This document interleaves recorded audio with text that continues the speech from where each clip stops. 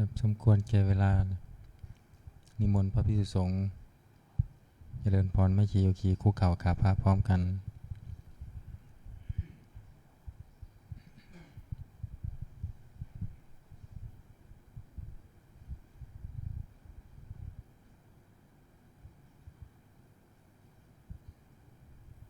อัญชลีวันทาอภิวาทอัญชลีวันทาอภิวาทอัญชลีวันทาอภิวาทอัญชลีวันทาอัญชลีขอโอกาสขออนุญาตครูบาอาจารย์พระมหาเถระพระเถรานุเถระพระมัชฌิมาพระนวากะแม่ชีโยคีในการเป็นต้นเสียงทำวัดเย็นในวันนี้เปิดหนังสือสวดมนต์แปลเล่มใหญ่ไปที่หน้าหนึ่งโยโสภควาอะระหังสัมมาสัมพุทโธพระผู้มีพระภาคเจ้านั้นพระองค์ใดเป็นพระอรหันต์ดับเพลิงกิเลสเพลิงทุกสิ้นเชิงตรัสรู้ชอบได้โดยพระองค์เองสวากขาโตเยนะภะคะวะตาธัมโมพระธรรมเป็นธรรมอันพระผู้มีพระภาคเจ้าพระองค์ใดตรัสไว้ดีแล้วสุปฏิปันโน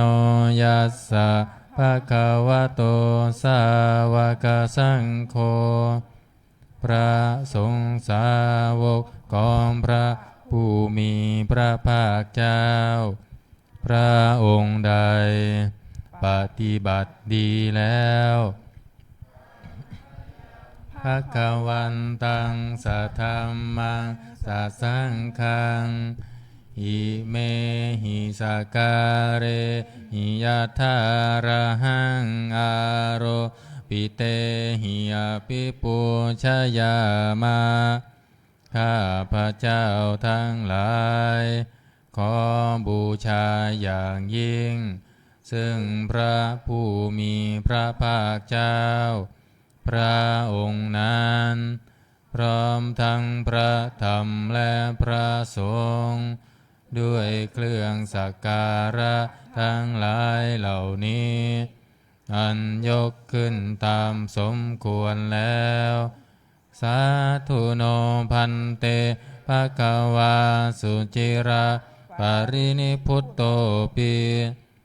ข้าแต่พระองค์ผู้เจริญพระผู้มีพระภาคเจ้า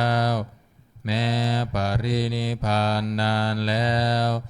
ทรงสร้างคุณอันสำเร็จประโยชน์ไว้แก่ข้าพระเจ้าทั้งหลายชนะตานุกรรมปมานาสาทรงมีพระหฤทัยอนุเคราะห์แก่พวกข้าพระเจ้าอันเป็นชนรุ่นหลังอิเมสการะทุกขตาปัญนาการะภูเตปฏิคันหาตุขอพระผู้มีพระภาคเจ้าจงรับเครื่องสักการะอันเป็นบรรณาการของคนยากทั้งหลายเหล่านี้อัมหากังทีคารตาหิตายาสุขายาเพื่อประโยชน์และความสุขแก่ข้าพระเจ้าทั้งหลายตลอดกาลและนานเทินอะระหังสัมมาสัมพุทโธภควาพระผู้มีพระภาคเจ้าเป็นพระอรหันต์นำเพลิงกิเลสเพลิงทุกข์สิ้นเชิงตรัสรู้ชอบได้โดยพระองค์เองพุทธังภวันตังอภิวาเทมิข้าพระเจ้าอภิวาทพระผู้มีพระภาคเจ้า ผู้รู้ผู้ตื่นผู้เบิกบานสวากขาโตภควตาธัมโมพระธรรมเป็นธรรมที่พระผู้มีพระภาคเจ้าตรัสไว้ดีแล้วธัมมังนามัสสามิข้าพระเจ้านามัสการพระธรรมสุปฏิปันโนภควโตสาวกสังโฆพระสงฆ์สาวกของพระผู้มีพระภาคเจ้าปฏิบัติดีแล้วสังฆังนามามิข้าพระเจ้านอบน้อมพระสงฆ์อันตมยังพุทธสสะภะคะวะโตบุพภาคณมการังกโร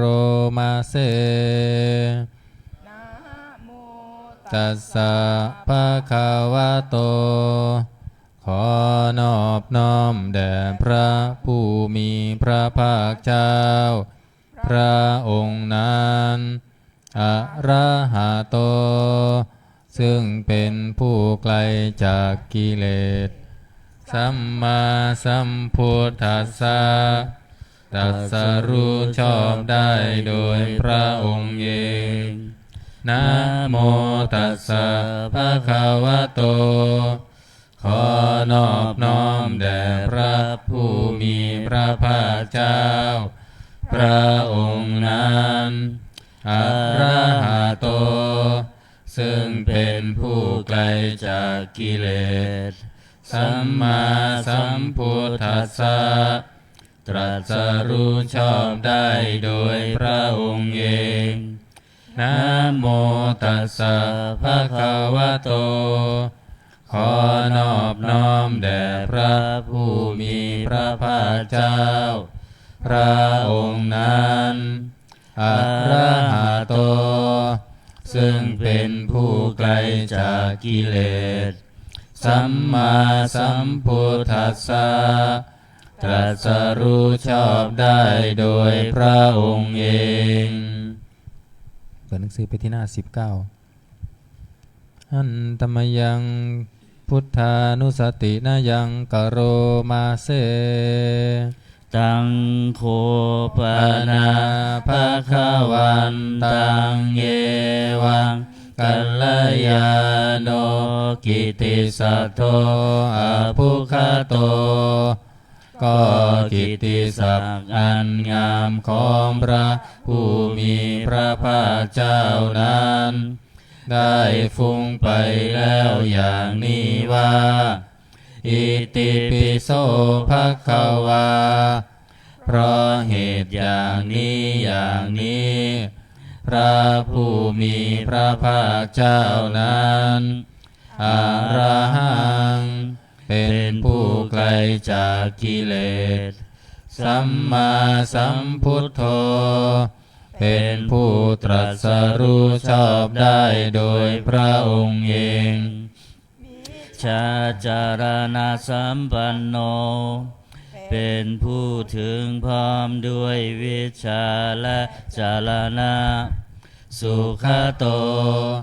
เป็นผู้ไปแล้วด้วยดีโลกวิทูเป็นผู้รู้โลกอย่างแจ่มแจ้งอนุตตโร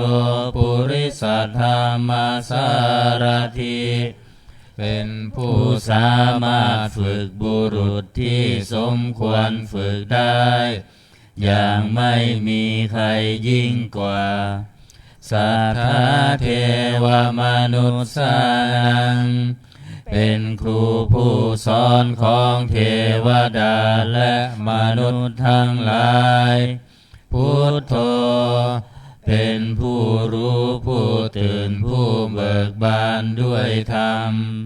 ภควาติเป็นผู้มีความจำเริญจำแนกธรรมสั่งสอนสัตว์ดังนี้ อันตมยังพุทธาภิกขิติงกโรมาเสพุทธวาลาหันตวารตาภิกขุนาภิยุตโตพระพุทธเจ้าประกอบด้วยคุณมีความประเสริฐแห่งอรหันตคุณเป็นต้นสุทธาภิญาณกรุณาอิสมาคัตตโตพระองค์อันประกอบด้วยพระญาณและพระกรุณาอันบริสุทธิ์โพเทสิโยสุชนะตังกามรังวาสุโรพระองค์ใดทรงกระทำชนที่ดีให้เบิกบานดุจอาทิตย์ทำบัวให้บานวันธามหังตามรณะศิรสาชิเนทังข้าพระเจ้าไหว้พระชินสีห์ผู้ไม่มีกิเลสพระองค์นั้น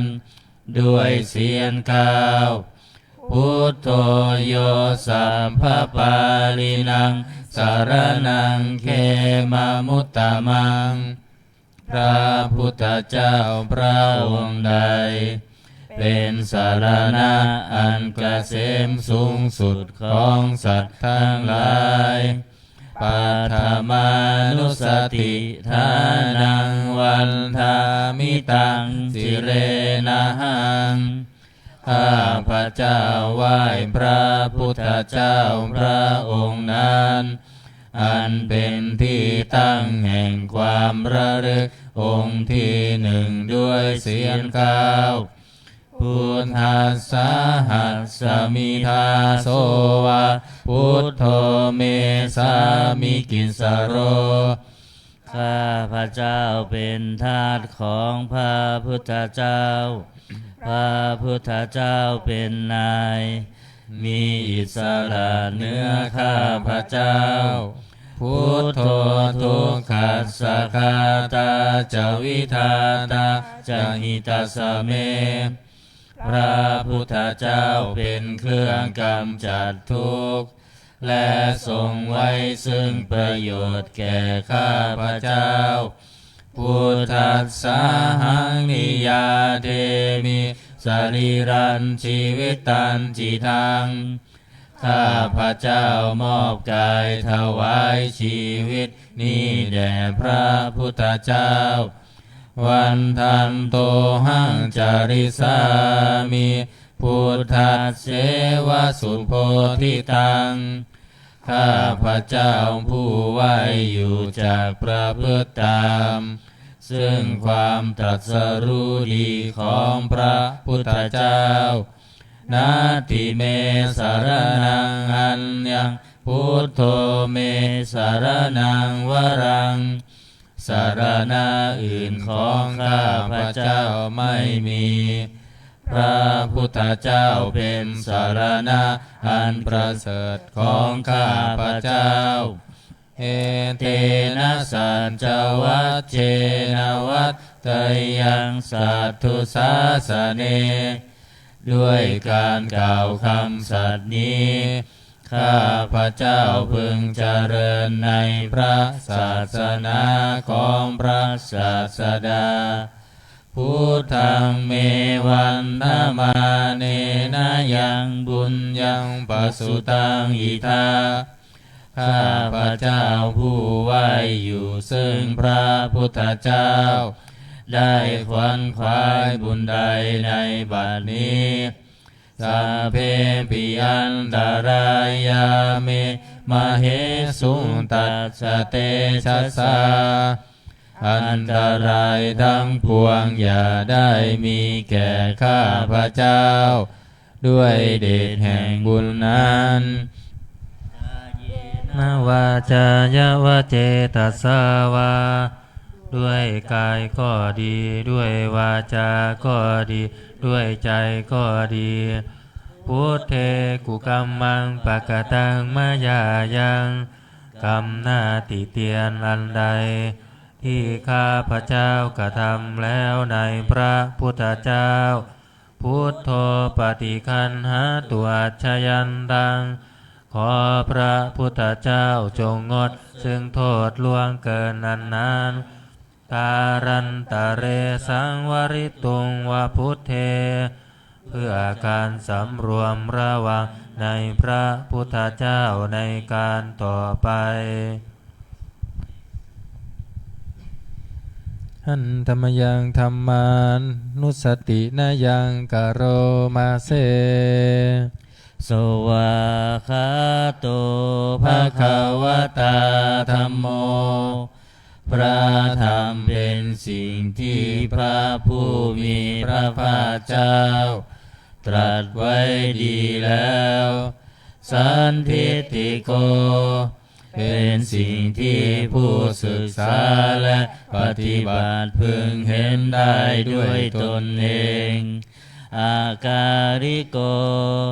เป็นสิ่งที่ปฏิบัติได้และให้ผลได้ไม่จำกัดการเอ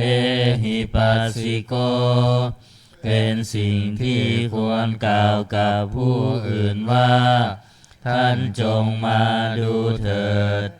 โอปานายิโกเป็นสิ่งที่ควรน้อมเข้ามาใส่ตัวปัจจตังเวทิตัสโพวินยูหิติเป็นสิ่งที่ผู้รู้ก็รู้ได้เฉพาะตนดังนี้อันธรรมยังธรรมาภิกิติงกโรมาเสสวาคาตตาทิคุณายโยคาวาเสนาเสยโยพระธรรมเป็นสิ่งที่ประเสริฐเพราะประกอบด้วยคุณคือความที่พระผู้มีพระภาคเจ้า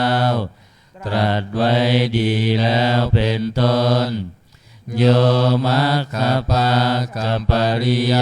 ติวิโมคคเพโท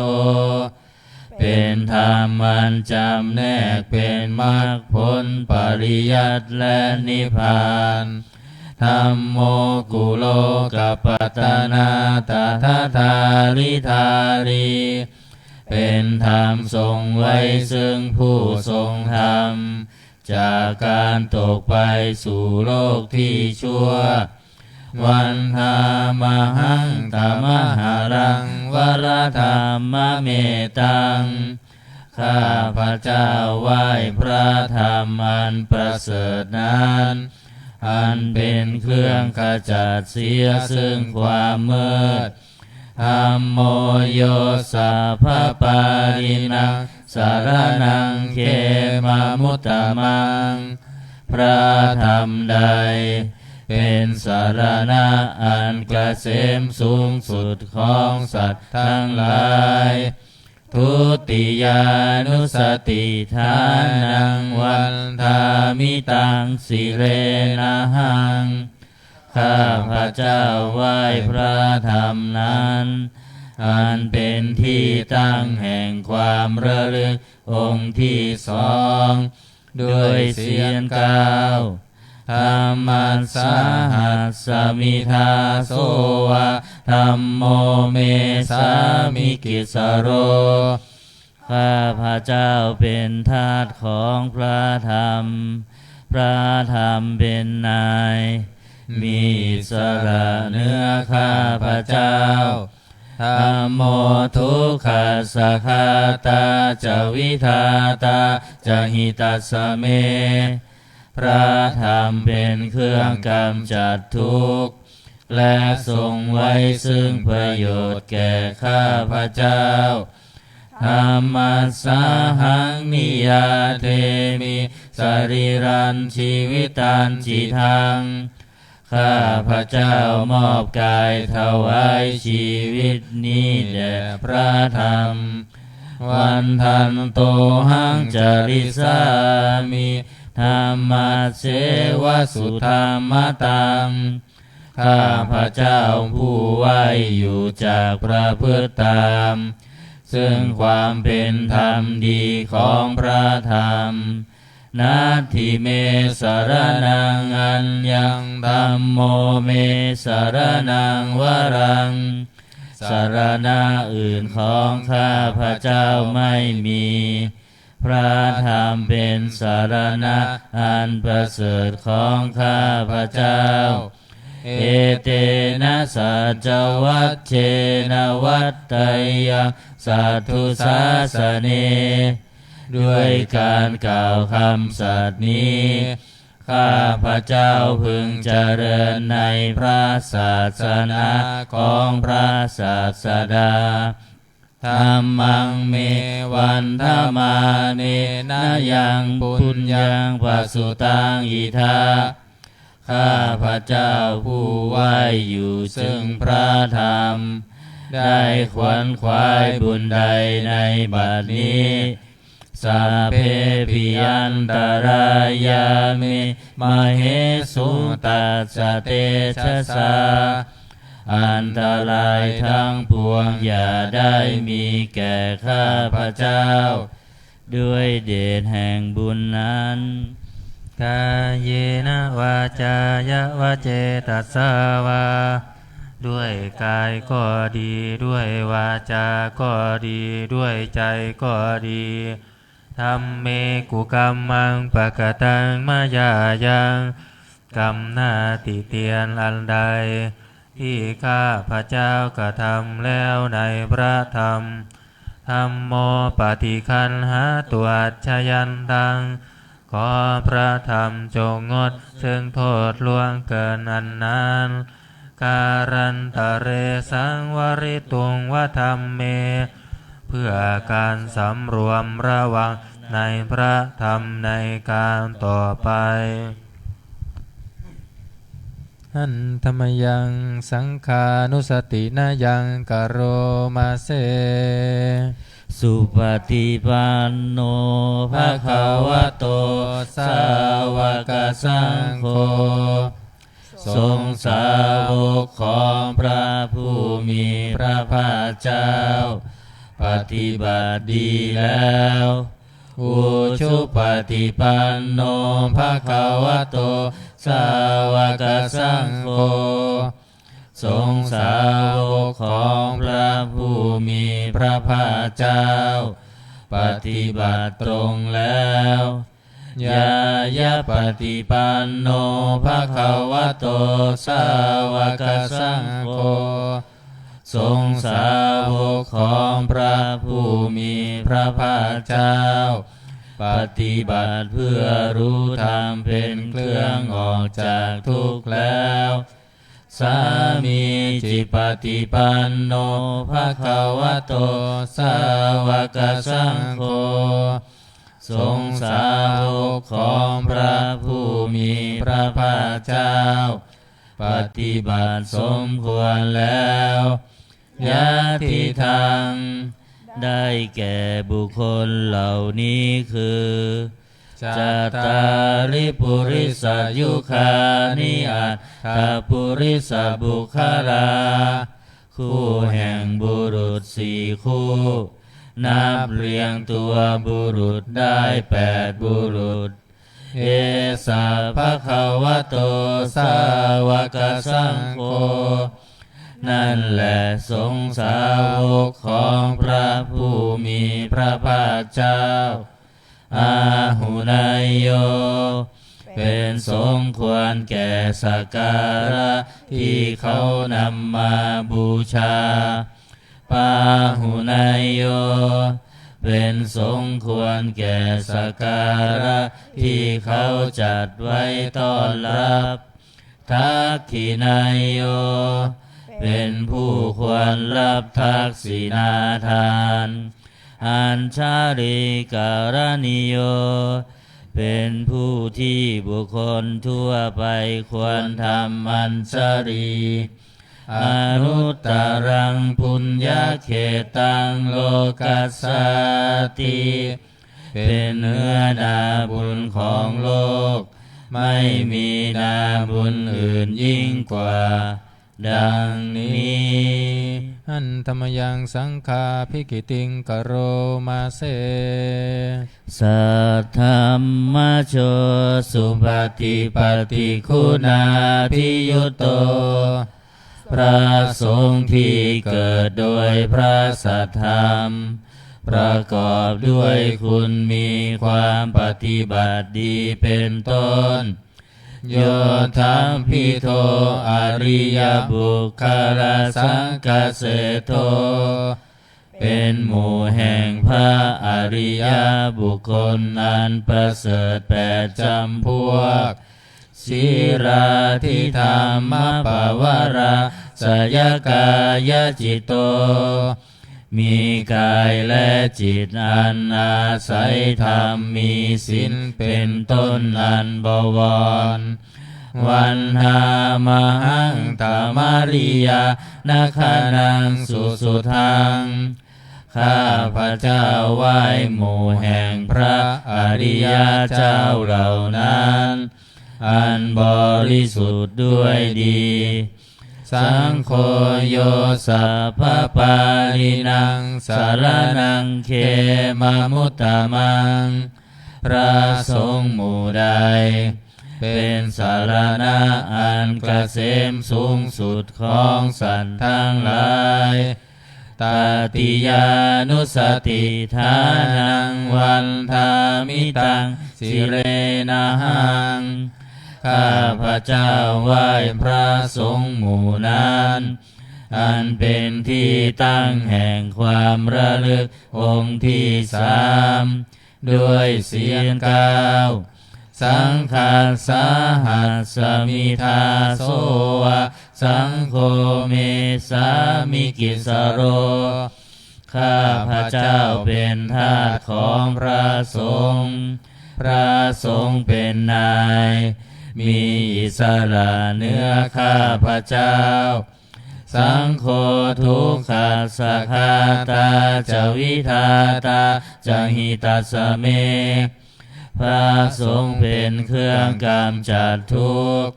และทรงไว้ซึ่งประโยชน์แก่ข้าพระเจ้า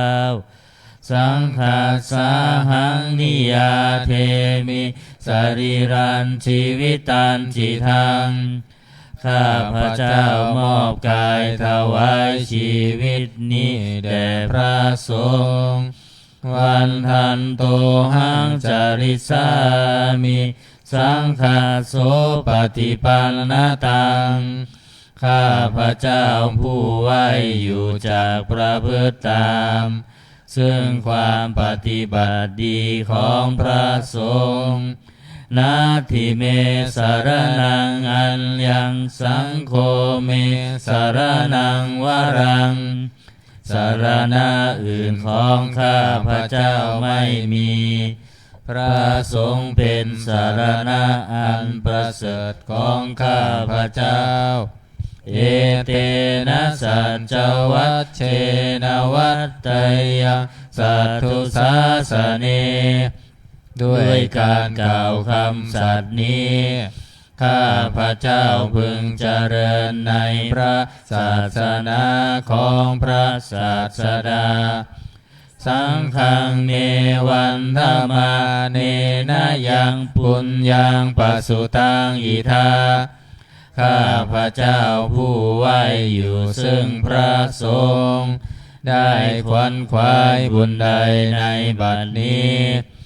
สาเพปิอันตรายามิมเหสุงตัสสะเตชะสาอันตรายทั้งปวงอย่าได้มีแก่ข้าพระเจ้าด้วยเดชแห่งบุญนั้นกายเยนะวาจายะวะเจตสาวาด้วยกายก็ดีด้วยวาจาก็ดีด้วยใจก็ดีสังเคกุกรรมังปะกตังมายายังกรรมหน้าติเตียนอันใดที่ข้าพระเจ้ากระทำแล้วในพระสงฆ์สังโฆปฏิคันหาตัวชยันตาขอพระสงฆ์จงงดซึ่งโทษล่วงเกินนั้น การันตะเรสังวริตุงวสังเคเพื่อการสำรวมระวังในพระสงฆ์ในการต่อไปเปิดหนังสือไปที่หน้า38โอวาทปาติโมกข์หน้า38หันธรรมยังโอวาทปาติโมกขคาทาโยพนามาเส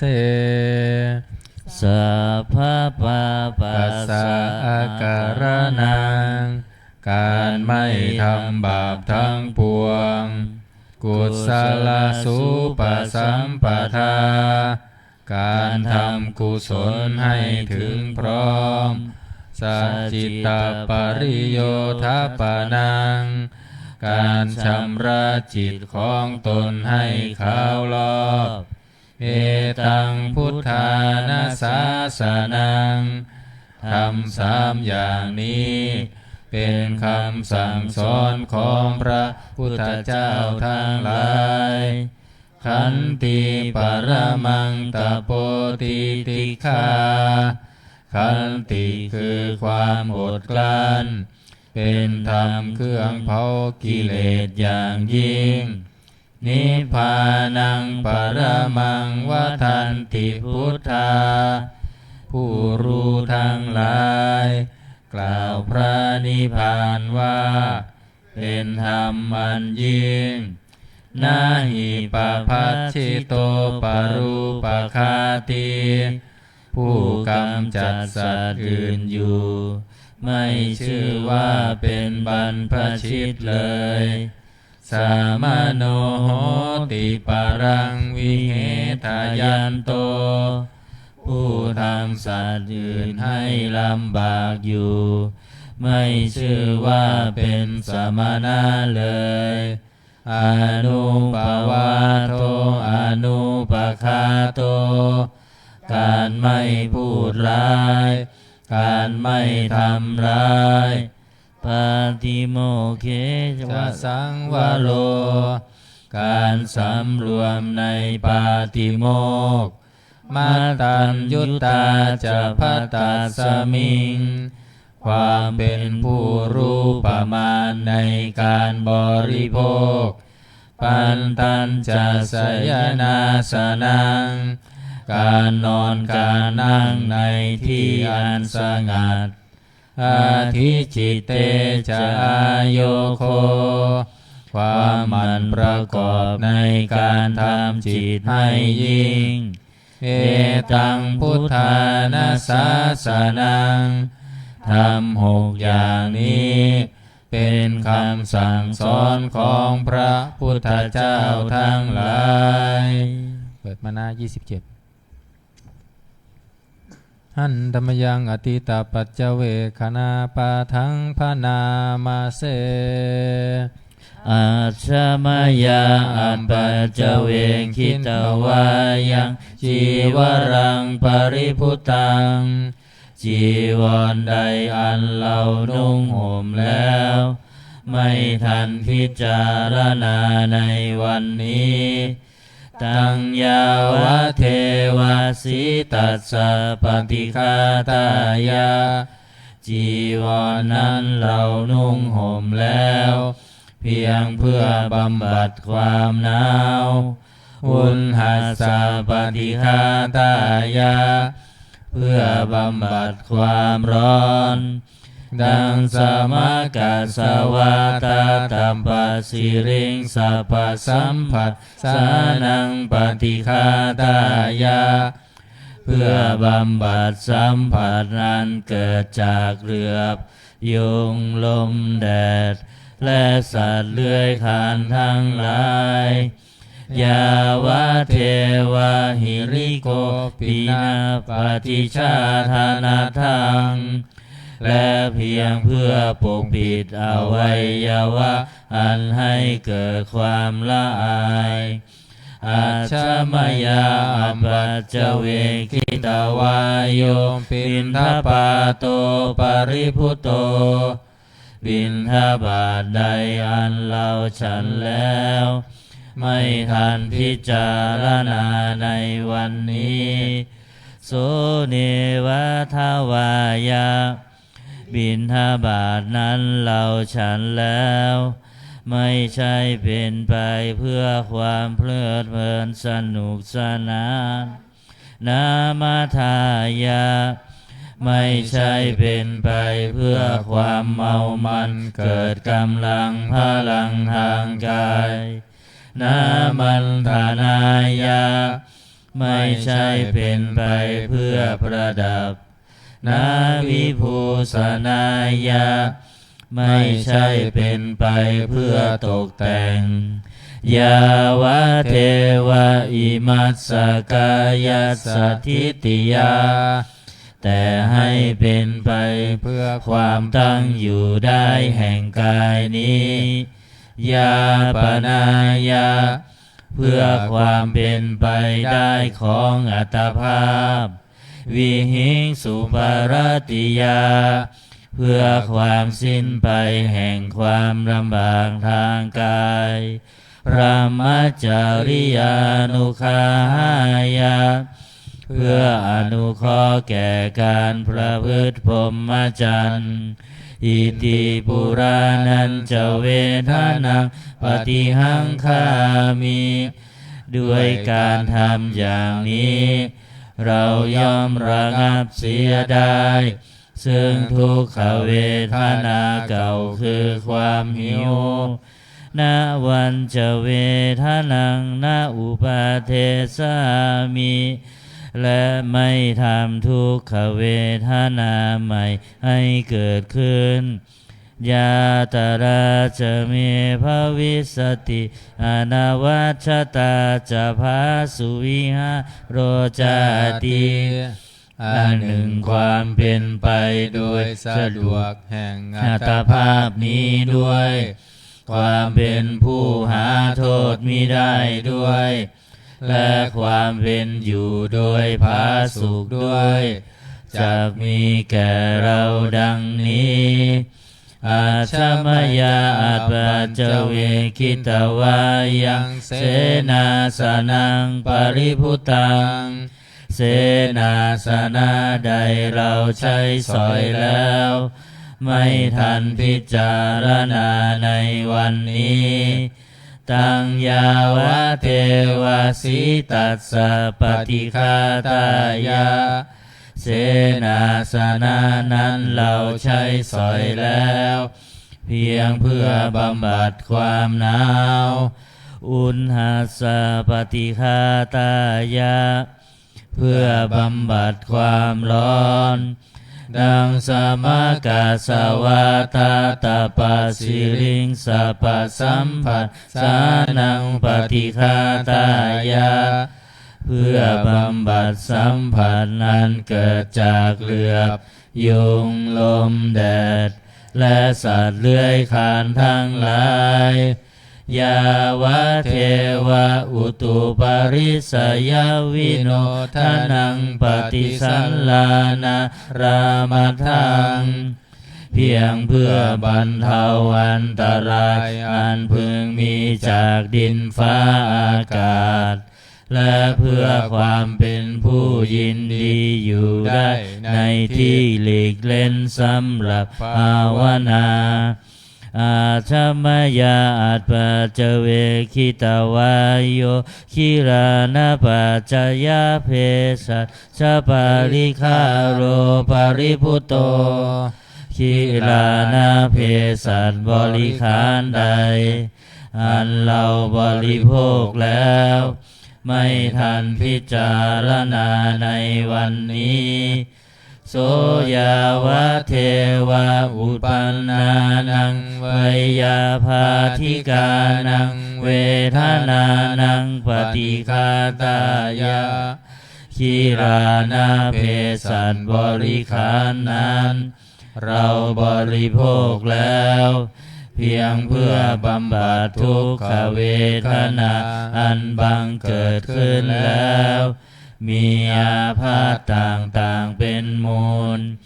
อาภยาปัจจปรมตายาติเพื่อความเป็นผู้ไม่มีโรคเบียดเบียนเป็นอย่างยิ่ง ดังนี้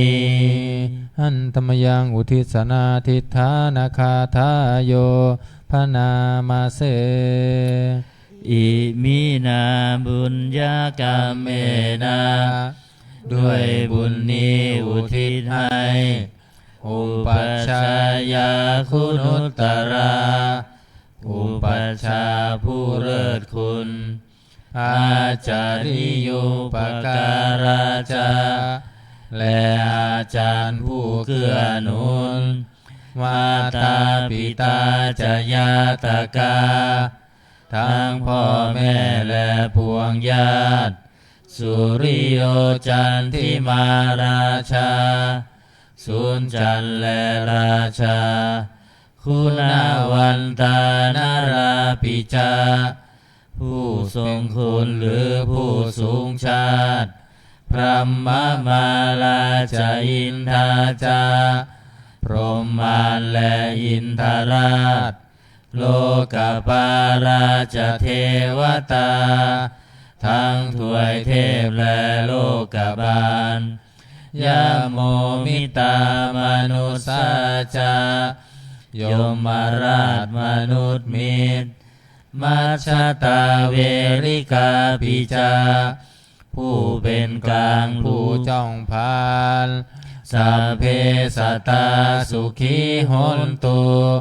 ขอให้เป็นสุขสันต์ทุกทั่วหน้าอย่าทุกข์ทนบุญญาณิปกตานิเมบุญพ้องที่ข้าทำจงช่วยอำนวยสุภผลสุขังจาติวิทังเทนตุให้สุขสามอย่างล้นขีปังปาเปทาโวมะตังให้รู้ถึงนิพพานพรันอิมินาปุญญากาเมนะด้วยบุญนี้ที่เราทำอิมินาอุทิเสนาจาและอุทิศให้พวงสัตว์ขีปาหังสุรเพเจวาเราพันได้ซึ่งการตัดตัณหุปาทานเฉทนังตัวตัณหาอุปาทานเยสันตาเนหินาธรรมาสิ่งชั่วในดวงใจยาวานิพานโตมะมังกว่าเราจะถึงนิพพานนาสันตุสัพพทาเยวามาลายสิ้นจากสันดานยัตถาชาโตภเวภเวทุกภพที่เราเกิดอุชุจิตังสติปัญญามีจิตตรงและสติทางปัญญาอันประเสริฐสังเลโควิริยัมหินาพร้อมทั้งความเพียรเลิศเป็นเครื่องขูดกิเลสหายมาลาระพันตุโนกาสังโอกาสอย่าพึงมีแก่หมู่มันสิ้นทั้งหลายกาตุนจาวิริเยสุเมเป็นช่องประทุษลายทำลายล้างความเพียรจมพุทธาธิปาวโรนาโทพระพุทธผู้บวรนาถธัมโมนาโทวรุตตโมพระธรรมที่พึ่งอุดมนาโทปัจเจกพุทโธจาพระปัจเจกพุทธสมสังโฆนาโทตโรมะมังโทพระสงฆ์ที่พึงพยองเตโสตมานุภาเวนะด้วยอานุภาพนั้นมาโลกาสังลพันตุมาขอหมู่มารอย่าได้ช่องทัสสะปุญญานุภาเวนะด้วยเดชบุญทั้ง10ป้องมาโลกาสังลพันตุมา อย่าเปิดโอกาสแก่มันเถิด เปิดหนังสือมนต์พิธีเล่มเหลืองหน้า51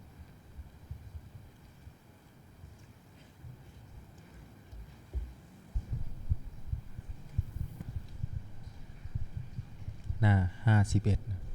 51นะโมตัสสะภะคะวะโตอะระหะโตสัมมาสัมพุทธัสสะนะโม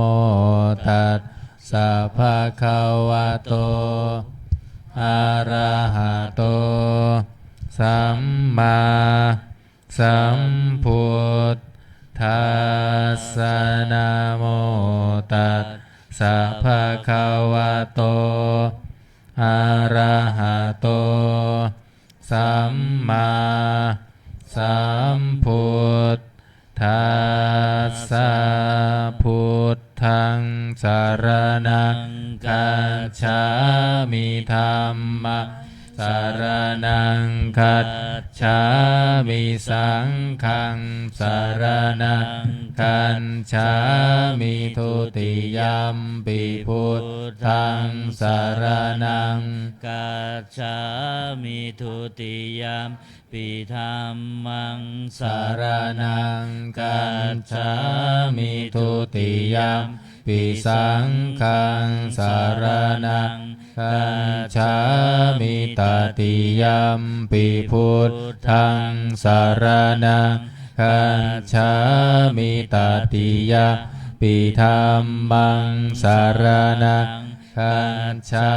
มิตติยัมปิสังฆังสารนังกัจฉามิหน้า55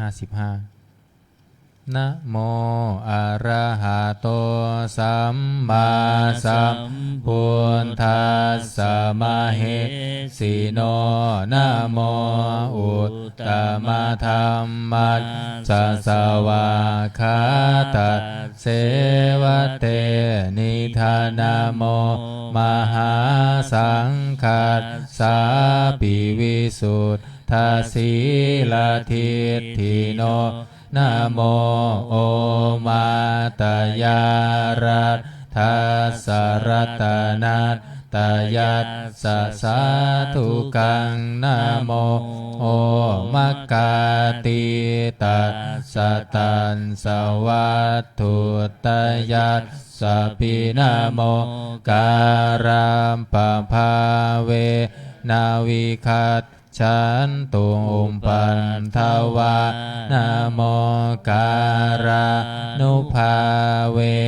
นะสุวัตถิโหนตุสัพพทานะโมการาสเตเชนะวิธิปหิโหมิเตชวาหน้า93หน้า93บทคัดไม่ต้องว่าตามยันตังสัตเตหิทุกเขนะเยยยังอนันตลักขณังอัตตวาทาตสัญญานังสัมมาเทววิโมจนังสัมพุทโธตังปกาเสสิทิฏฐสัจจานโยคินังอุตตริงปฏิเวทายภาเวตุงญาณมุตตมังยันเตสังทิฏฐธรรมานังญาเนนุปปาริคตังสัพพาสเวหิจิตตานิวิมุนจิงสุอเสสโตตถาญาณานุสาเรนะสาสนังกาตุมิจฉตังสาธุนังอันทสิทธัตถังตังสุตันตังพนามะเสเอวัมเมสุตังเอกังสามายังภควาภาราณสียังวิหารติอิสิปัตตเนมิคาทาเยตัตระโคภควาปัญจวัคคีเยภิกขุอามัน เตสิรูปังภิกขเวอนัตตารูปัญจหิทังภิกขเวอัตตาอัพพวิสสนยิทังรูปังอาพาทายสังวัตเตยลับเพทาจารูเปเอวังเมรูปังโหตุเอวังเมรูปังมาอโหสิติยัตสมาจักโคภิกขเวรูปังอนันตา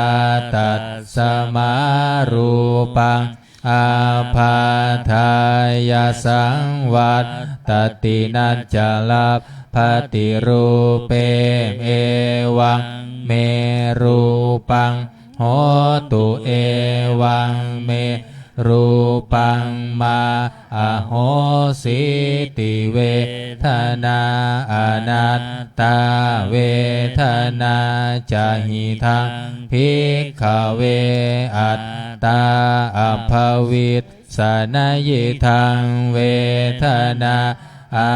พาทายสังวัตเตยลับเพทาจาเวทนายะเอวังเมเวทนาโหตุเอวังเมเวทนามาอโหสิติยัตสมาจักโคภิกขเวเวทนาอนัตตาตัสสมาเวทนาอาพาทายสังวัตตตินัจจลับภติเวทนายะเอวังเมเวทนาโหตุเอวังเมเวทนามาอโหสิติสัญญาอนัตตาสัญญาจหิทังภิกขเวอัตตาอัพพวิสสนยิทังสัญญาอาพาทายสังวัตเตยลับเพทาจาสัญญายะเอวังเมสัญญาโหนตุเอวังเมสัญญามาโหโหสิจัตสมาจักโคภิกขเวสัญญาอนัตตาตัสสมาสัญญาอาพาทายสังวัตตตินัจจลับภติสัญญายะเอวังเมสัญญาโหตุเอวังเมสัญญามาอโหสิติสังขาราอนัตตาสังขาราจหิทังภิกขเวอัตตาอัมภวิสสังสุนยิทังสังขาราอาพาทายสังวัตเตยยุงลับเพทาจาสังขาเรสุเอวังเมสังขาราโหตุเอวังเมสังขารามาอะเหสุนติยัตสมาจักโคภิกขเวสังขาราอนัตตาตัสสมา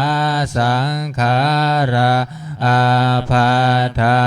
ยสังวัตตันตินัจจลับภติสังขาเรสุเอวะเมสังขาราโห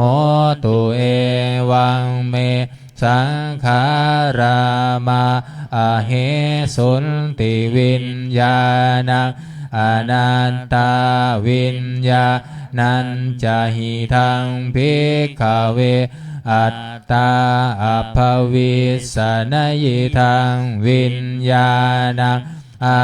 พาทายสังวัตเตยลับเพทาจาวิญญาเนเอวังเมวิญญาณังโ โหตุเอวังเมวิญญาณังมาอโหสิติยัสสมาจะโคภิกขเว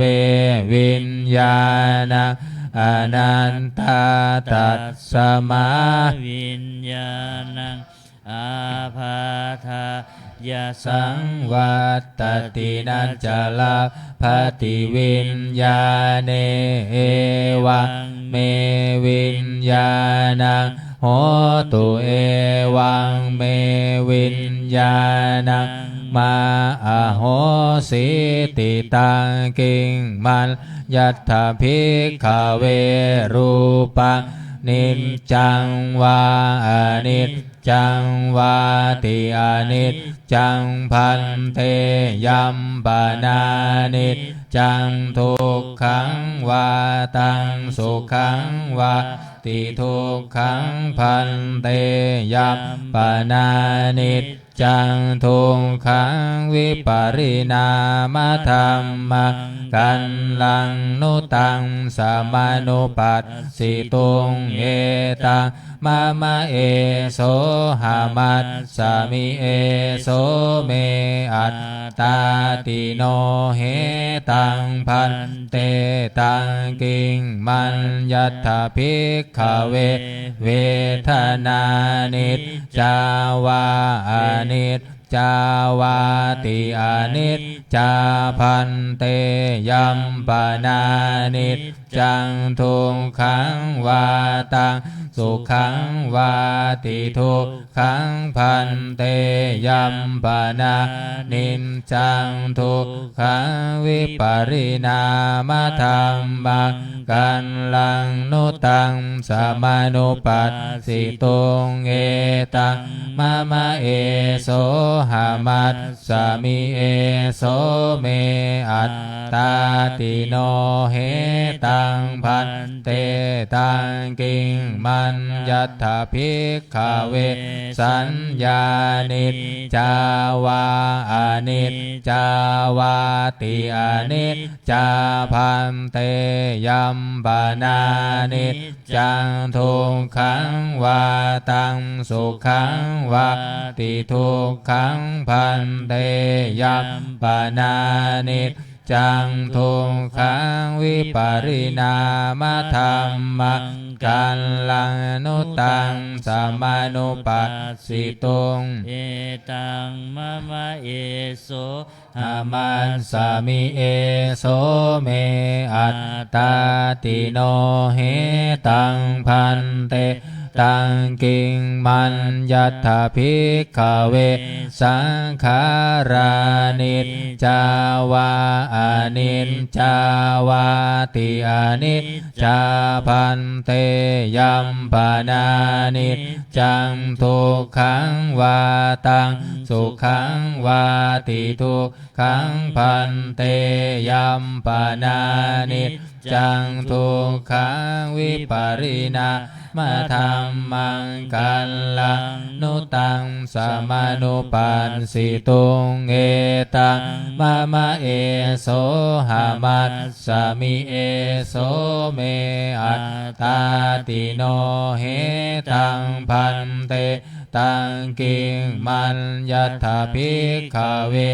วิญญาณังนิจจังวาอนิจจังวาติอนิจจังพันเตยัมปนานิจจังทุกขังวาตังสุขังวาติทุกขังพันเตยัมปนานิจจังทุกขังวิปริณามธรรมังกัลลานุตังสัมมานุปัสสิตุงเอตังมะมะเอโสหามัสสามิเอโสเมอัตตาติโนเห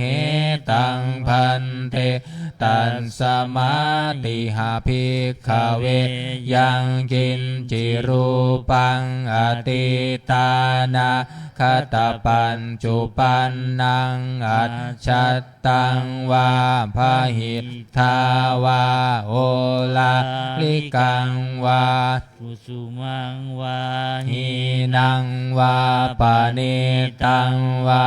ยัตทุเรสันติเกวาสัพพังรูปังเนตังมะมะเนโสหามัสสมินาเมโสอัตตาติเอวะเมตังยถาภูตังสัมมาปัญญายทัตถัพพังยากาจิเวทนาอติตานาคตปัญจุปันนาอัจฉัตตาวาพาหิทาวาโอลาลิกาวาสุขุมาวาหินาวาปานิตาวายาทุเรสันติเกวาสัพพาเวทนาเนตังมะมะเนโสหามัสสมินาเมโสอัตตาติเอวะเมตังยัตถาภูตังสัมมาปัญญายทัตถัพพังยากาจิสัญญาอติตานาคตปัจจุปันนาอัจฉัตตาวาพาหิทาวาโอลาลิกาวาสุขุมาวาหินาวาปานิตาวายาทุเรสันติเกวาสัพพะสัญญาเน ตังมะมะเนโสหามัสสมินาเมโสอัตตาติเอวะเมตังยัตถาภูตังสัมมาปัญญายทัตถัพพังเยเจจิสังขาราอติตานาคตปัจจุปันนาอัจฉัตตาวาพาหิทาวาโอลาลิกาวาสุขุมาวาหินาวาปานิตาวาเยทุเรสันติเกวาสัพพังเวงคาราเนตังมะมะเนโสหามัสสมินาเมโสอัตตาติเอวะเมตังยัตถาภูตังสัมมาปัญญายทัตถัพพังยังกินจิวิญญาณังอติตานาคตปัจจุปันนังอัจฉัตตังวาพาหิทาวาโอลาลิกังวาสุขุมังวาหินังวาปานิตังวายัตทุเรสันติเกวาสัพพังวิญญาณังเนตังมะมะเนโสหามัสสมินาเมโสอัตตาติเอวะเมตังยะถาภูตังสัมมาปัญญายทัตถัพพังเอวังปัสสังภิกขเวสุตตวาอริยสาวโกรูปัสสมิงปินิมพินทติเวทนายาปินิมพินทติสัญญายาปินิมพินทติสังขาเรสุปินิมพินทติวิญญาณัสสมิงปินิมพินทตินิมพินทังวิรัชชติวิราคาวิโมตชติวิโมตตัสสมิงวิโมตตามิติญาณังโหติขีนาชาติวุสิตังพรหมจริยังกตังกรณียังนาปารังอิทัตตายาติปัชชานาติติธรรมโวจะภควาอัตตมนาปัญจวัคคียาภิกขุภควโตภาสิตังอภินนันทุงเ อิมัตสมิงจัปปนาเวยากรณัตสมิงพันยมาเนปัญจวัคคียานังภิกขุนังอนุปาทายาอาสเวหิจิตตานิวิมุตจิงสุติหน้า133มงคลจักรวาลน้อย133สัพพพุทธานุภาเวนะสัพพธรรมานุภาเวนะสัมภสังฆานุภาเว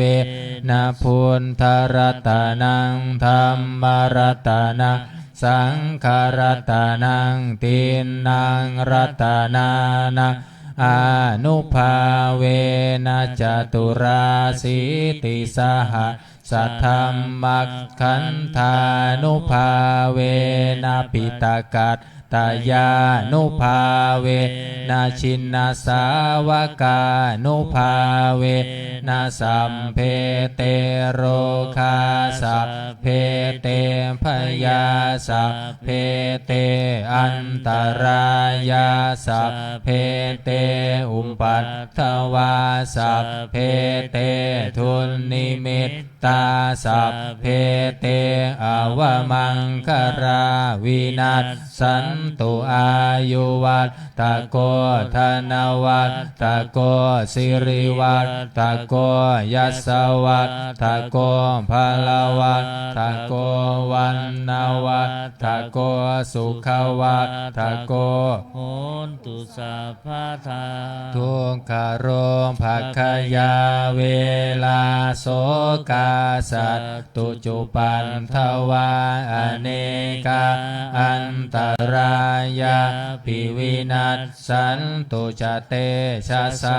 ชัยสิทธิธานังลาภังโสทิภคยังสุขังพลังสิริอายุจาวันโนจะโพคังวุฒทิจะยัสสวะสันตวัฏสาจะอายุจะชีวสิทธิภวันตุเตภวันตุสัพพมังคารังลักขันตุสัพพเทวตาสัพพพุทธานุภาเวนะสัทธาโสทิภวันตุเตภวันตุสัพพมังคารังลักขันตุสัพพเทวตาสัพพธรรมานุภาเวนะสัทธาโสทิภวันตุเตภวันตุสัพพมังคารังลักขันตุสัพพเทวตาสัพพสังฆานุภาเวนะสัทธาโสทิภาวันตุเตต่อไปจะได้เจริญจิตตภาวนาทำสมาธิสักครู่แล้วแผ่เมตตาพร้อมกัน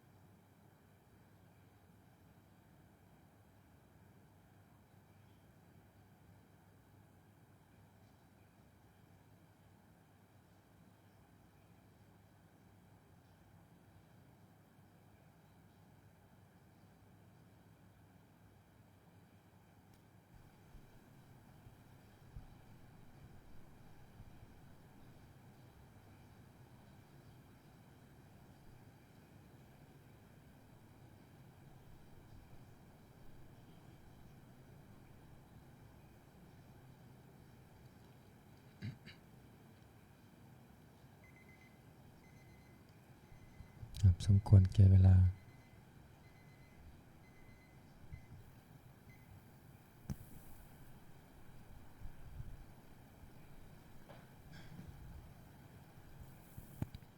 ทุกคนน้ำแผ่เมตตาพร้อมกันอิทังทานากัมมังนิพานาปัจจายโยโหนตุโนนิจังอิทังศีลากัมมังนิพานาปัจจายโยโหนตุโนนิจังอิทังภาวนากัมมังนิพานาปัจจายโยโหนตุโนนิจังยังกินจิกุสาลังกันตัมพังกัมมังสัพเพหิอัมเหหิกัตตังปุญญังโนอนุโมทันตุสุนันตุพนโตเยเทวาอัสสมิงธานิอาทิคาตาทิคายุกาสัทธาหนตุสัมภาสัตตาสุขีอัตตานังปาริหารันตุมาตาปิตาสุจิตาหนตุทุกขาปามุนจันตุสัมเพย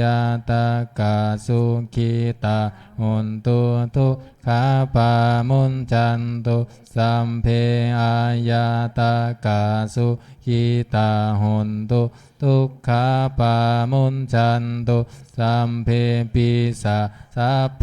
ยัคขาสัพเพเปตาสุขิตาหนตุทุกขาปามุนจันตุสัมเพนัคคัตตาสุขิตาหนตุทุกขาปามุนจันตุสัมเพเทวาสุขิตาหนตุทุกขาปามุนจันตุสัมเพอาจาริยุปัชฌายาสุขิตาหนตุทุกขาปามุนจันตุสัมภาสัมปันติโยสามิชันตุโวยังคุกเข่าวันตาหลวงพร้อมกัน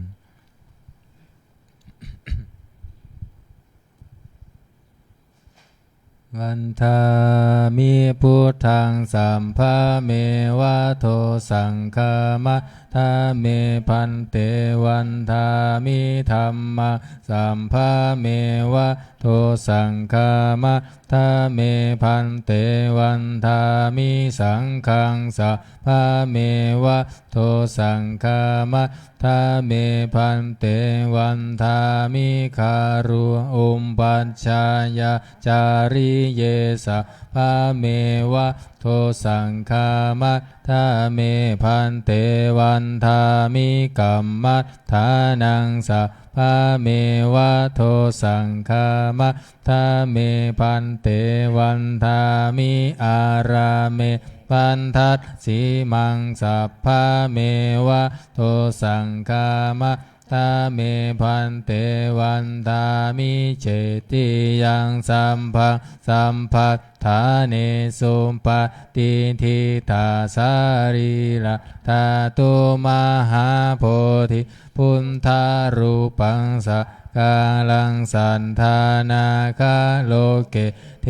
วะโลเกพระมะโลเกจัมพุทิเปลังกาทิเปสารีระธาตุโยเกสาธาตุโยอะระหันตาธาตุโยเจติยะกันทากุทิงจตุราสิติสหัสเสธัมมะกันเทสัพเพสัมปาทะเจติยังอหังวันทามิสัพพะโสอัญชลีวันทาอภิวาทอัญชลีวันทาอภิวาทอัญชลีวันทาอภิวาทอัญชลีวันทาอัญชลีก้มหมอบวันทาน้อยสาธุวันทามิพันเตสัพพะอัปปาราทังกามะทะเมพันเตมายากาตังปุญญาสามินาอนุโมทิตาภังสามินากาตังปุญญาไมหังทาตพังสาธุ สาธุอนุโมทามิกราบลาพระรัตนตรัยพร้อมกันอะระหังสัมมาสัมพุทโธภควาพุทธังภวันตังอภิวาเทมิสวากขาโตภควตาธัมโมธัมมังนามัสสามิสุปฏิปันโนภควโตสาวกสังโฆสังฆังนะมามินิมนต์พระภิกษุสงฆ์คุกเข่ากราบพระมหาเถระพระอาจารย์สรวิทย์กันตะวีโรติขะวีโรนะขออภัยแม่คีโยคีกราบทีหลังอัญชลีวันทาอภิวาทอัญชลีวันทาอภิวาทอัญชลีวันทาอภิวาทอัญชลีวันทาอัญชลีค่ะขอเชิญแม่ชีและโยคีทุกท่านกราบพระมหาเถระพระอาจารย์สรวิทย์ติขะวีโรพร้อมกันค่ะอัญชลีวันทาอภิวาทอัญชลีวันทาอภิวาทอัญชลีวันทาอภิวาทอัญชลีวันทาอัญชลี